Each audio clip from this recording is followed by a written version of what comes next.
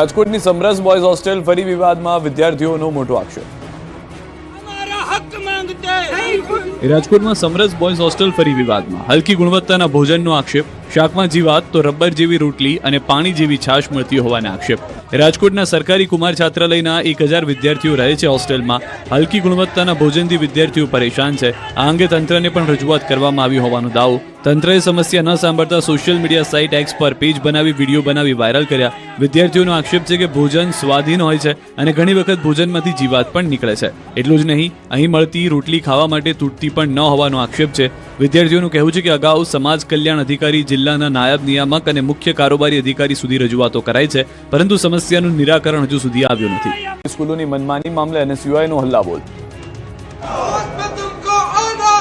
અમદાવાદમાં ખાનગી સ્કૂલોની મનમાની સામે વિરોધ. ખાનગી સ્કૂલોમાં વિદ્યાર્થીઓના સ્વેટર મુદ્દે મનમાનીનો આક્ષેપ. અમદાવાદમાં NSUIનો જિલ્લા કક્ષા અધિકારીની કચેરી ખાતે વિરોધ. ખાનગી સ્કૂલો ચોક્કસ જગ્યાએથી સ્વેટર ખરીદવા દબાણ કરતી હોવાનો આરોપ. અનેક રજૂઆતો બાદ કાર્યવાહી ન થતી હોવાનો આરોપ. NSUIના કાર્યકરોનો આક્ષેપ છે કે ખાનગી શાળાઓમાં શિયાળામાં વિદ્યાર્થીઓના સ્વેટર ચોક્કસ સ્થળેથી જ ખરીદવા દબાણ કરાયા છે અને જો તેવું ન કરાય તો સ્કૂલમાં ન બેસવાની ધમકી અપાય છે. આ મુદ્દે વિદ્યાર્થી સંગઠન NSUI દ્વારા વિરોધ પ્રદર્શન કરવામાં આવ્યું હતું.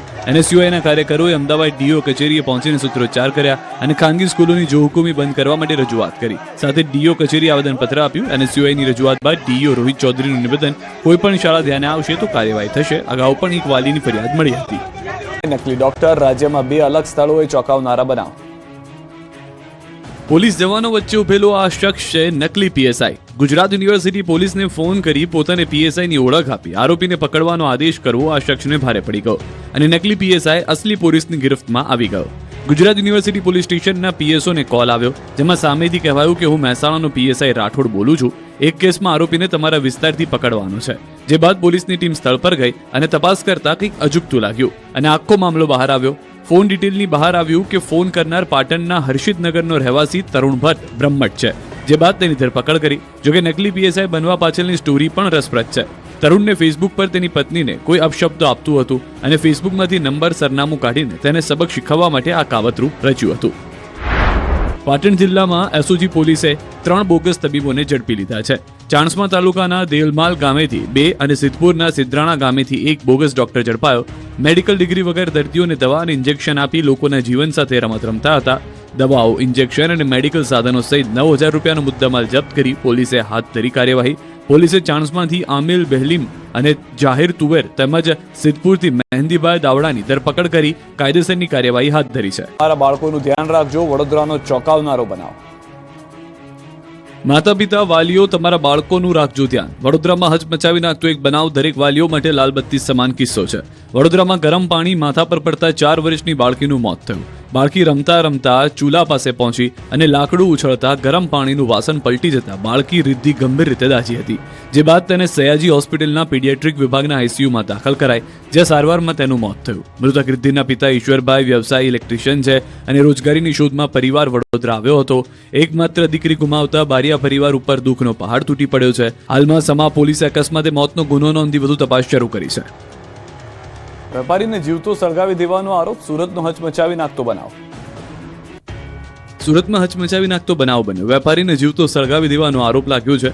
STM માર્કેટના સંચાલકોએ કાપડના વેપારીને જીવતો સળગાવવાનો પ્રયાસ કર્યો હોવાનો આરોપ છે.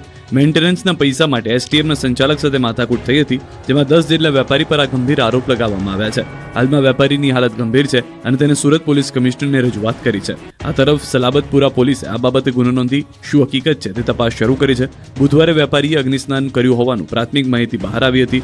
4 કમિટી મેમ્બર્સ દ્વારા કેમિકલ રેડીને સળગાવીને મારી નાખવાનો પ્રયાસ કરતા ફરિયાદ છે. ભાજપ નેતા પર એક પશુપાલકે હુમલો કર્યો. વાત છે સુરતની. સુરતમાં ભાજપ નેતા પર પશુપાલકોએ હુમલો કર્યાનો બનાવ બન્યો. પૂણા વોર્ડ નંબર 16માં ભાજપ પ્રમુખ ધર્મેન્દ્ર જગદીશ કાકડિયા પર આ હુમલો થયો હતો. આખો બનાવ CCTVમાં કેદ થયો. CCTVમાં સાફ જોઈ શકાય છે કે ટ્રાફિક જામ છે અને તે સમયે એક કારનો ડ્રાઈવર સાઈડનો દરવાજો ખુલ્લો કરે છે અને બાઇક પર ઉભેલ શખ્સ દૂધના કેનનું ઢાંકણું કાર ચાલકના માથામાં મારે છે. આક્ષેપ છે કે કારને બાઇક અથડાતી હોય ઠપકો આપતા માથાભારે શખ્સે રિવર્સમાં બાઇક લાવી ફરી અથડાવી હતી. ધર્મેન્દ્રએ ચાલકને બાઇક થોડી દૂર કરવાનું કહેતા તે દાદાગીરી પર ઉતરી આવ્યો અને બેફામ વાણી વિલાસ કરી બાઇક થોડી આગળ લઈ જઈ પરત રિવર્સમાં ખેંચી ઇરાદાપૂર્વક ભાજપના નેતાની કારના આગલા વ્હીલને ટક્કર મારી હતી. આ મુદ્દે એકાદ બે વખત બોલાચાલી થયા બાદ ઉશ્કેરાયેલા પશુપાલકે પોતાની બાઇક પર રહેલા દૂધના કેનનું ઢાંકણું કાઢીને ધર્મેન્દ્રના માથામાં જોરથી મારી દીધું. આ હોબાળો થતા રોડ પર ટ્રાફિક જામના દ્રશ્યો સર્જાયા. આ બનાવ અંગે પુણા પોલીસે તપાસ આરંભી છે. રાજકોટમાં ભૂમાફિયાઓનો આતંક સીસીટીવીમાં કેદ. રાજકોટમાં ભૂમાફિયાઓનો આતંક સીસીટીવીમાં કેદ થયો છે. આરોપ છે કે ભૂમાફિયાઓએ કિંમતી જમીનમાં કબજો કરવાનો પ્રયાસ કર્યો અને આ સમગ્ર ઘટના સીસીટીવીમાં કેદ થઈ. પાળ ગામની સર્વે નંબર 1002 પર ભૂમાફિયાઓની નજર બગડી અને ગેરકાયદે કબજો કરવાનો પ્રયાસ કર્યો. આરોપ છે કે અમીશ રામાણી નામના વ્યક્તિએ ખરીદેલી જમીન પર મેહુલ ડાહયા માટિયા નામના શખ્સે ગેરકાયદે કબજો કરવાનો પ્રયાસ કર્યો, જેમાં 9 ડિસેમ્બર અને 10 ડિસેમ્બરના રોજ મેહુલ ડાહયા માટિયા અને મેહુલ અર્જણ માટિયાએ ગેરકાયદે પ્રવેશ કરીને એક વ્યક્તિને માર માર્યો હતો. હુમલાખોરોએ સીસીટીવી કેમેરો તોડવાનો પણ પ્રયાસ કર્યો હતો, જો કે હુમલાખોરો સીસીટીવીમાં કેદ થઈ ગયા. હાલમાં સમગ્ર મામલે લોધિકા પોલીસ મથકે ફરિયાદ નોંધાઈ છે. બેફામ રફતારનો રાક્ષસ અટકવાનું નામ નથી લઈ રહ્યો. આજે પણ રાજ્યમાં અકસ્માતોની થઈ વણઝાર. રાજકોટમાં ગમખ્વાર અકસ્માતનો બનાવ સીસીટીવીમાં કેદ થયો છે.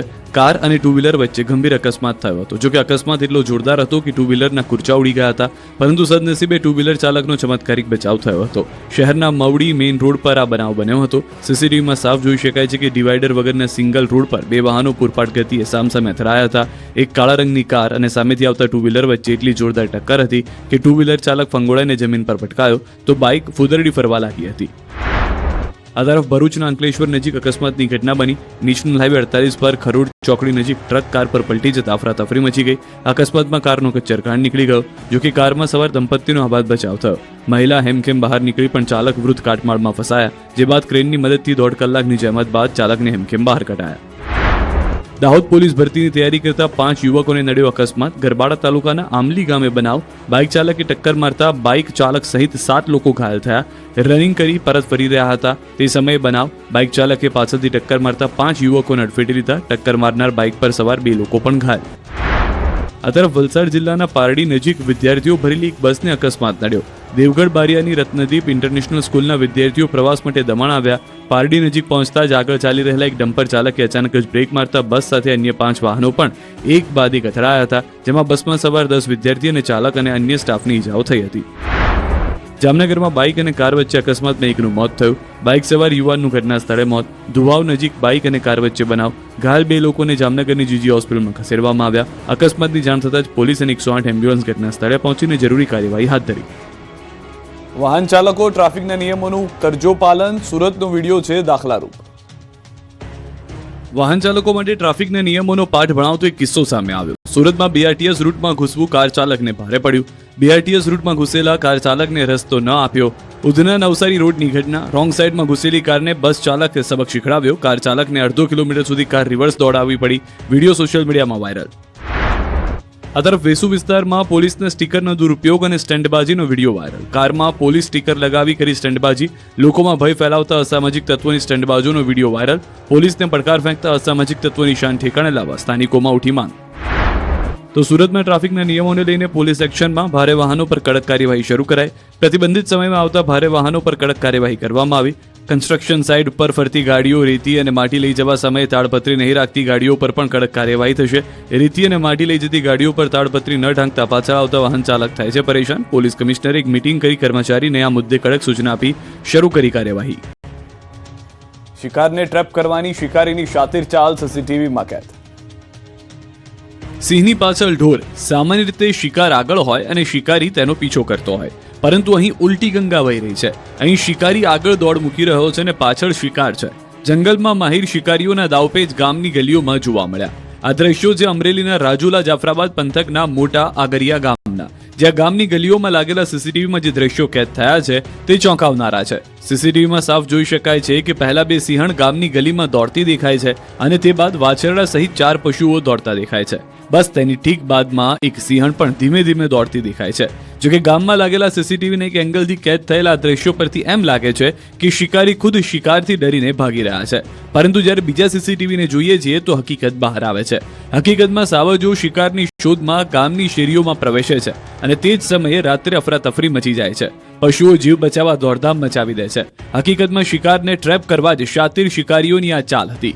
ગામની શેરીઓમાંથી ભાગતા પશુઓ છેલ્લે રાજુલા સાવરકુંડલા હાઈવે પર ભાગ્યા હતા, જ્યાં પણ પાછળ શિકારી 2 સિંહણ દોડતી દેખાય.